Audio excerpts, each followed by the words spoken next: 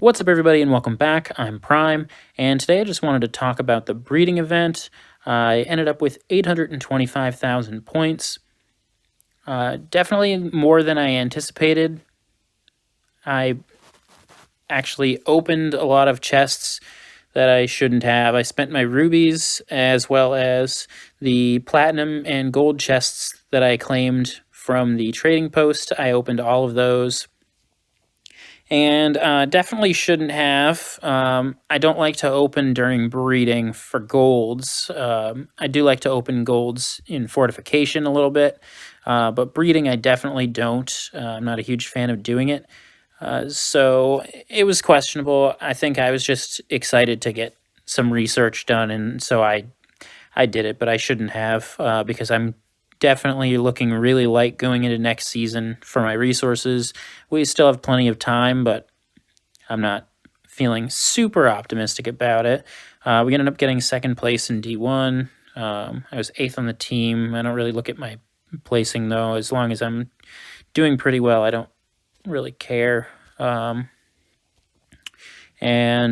let's take a look at the research I did.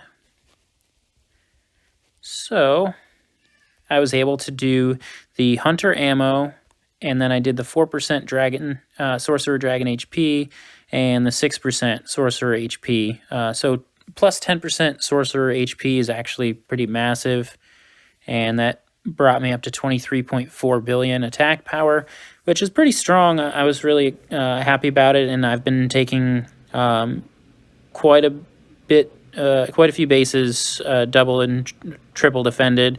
Triple defended, pretty much have to not be the best layouts in the world, typically. Although, you can get lucky with the lightning bounces.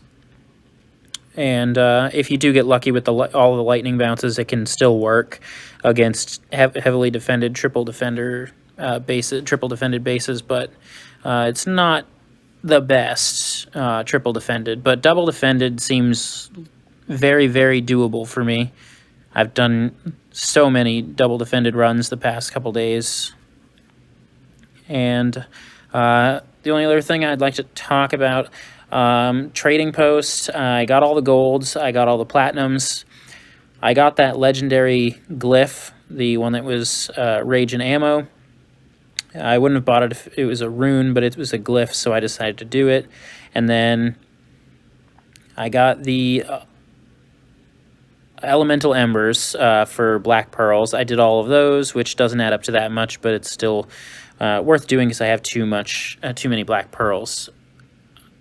I also did I think they were 48-hour timers. They could have been 24, but I believe they were 48-hour timers. I claimed all of those. Those were the really expensive ones. I also claimed Vanguard Research, which made it much easier for me to make that happen. And yeah, so it really went, like, I had a decent enough week, but I did spend a lot of my resources, hence 4,700 rubies left.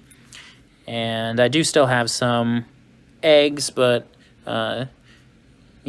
it's more so I'm short on PvP resources, so it would have been nice. Then a quick look ahead to Crystal Caves. I hopefully will do okay, but I have a ton of energy, probably like 2,000 something energy chests if I had to guess, but I only have like 100 something inner fires, which is absurdly low for me, so I'm a little nervous.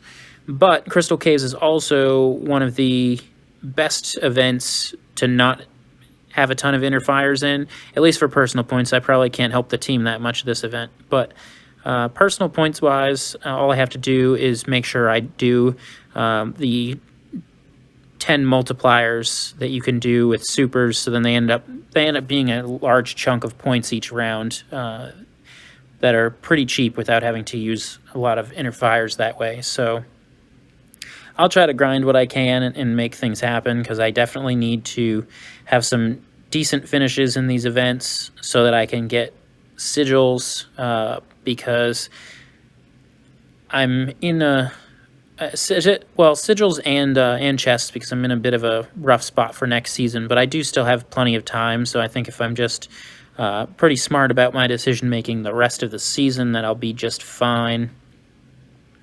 And I do think I have a lot of timers. Take a look.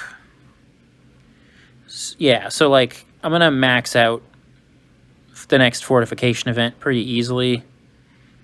And I think, you know, maxing that out, I'll get some sigils and chests that way and whatnot. So, I mean, as long as I'm not spending it all, which I am going to try to hold on to, at least the platinum chests, unless I think I have enough where I can make it worth it for the festive and draconics, which I'm not 100% sure I can, but if I can, I will do those, because I definitely could use those inner fires.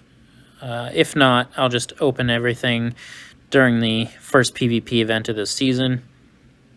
And yeah, so I think that's about it. There's a live stream coming up in a little bit, and I think they have some pretty big changes they're announcing. They said they were big anyways. They were going to be season changes and tier changes, so both are kind of scary. I think tier changes are less scary, potentially, but season changes are always very scary because, you know, I assume things will get more expensive, but you never really know.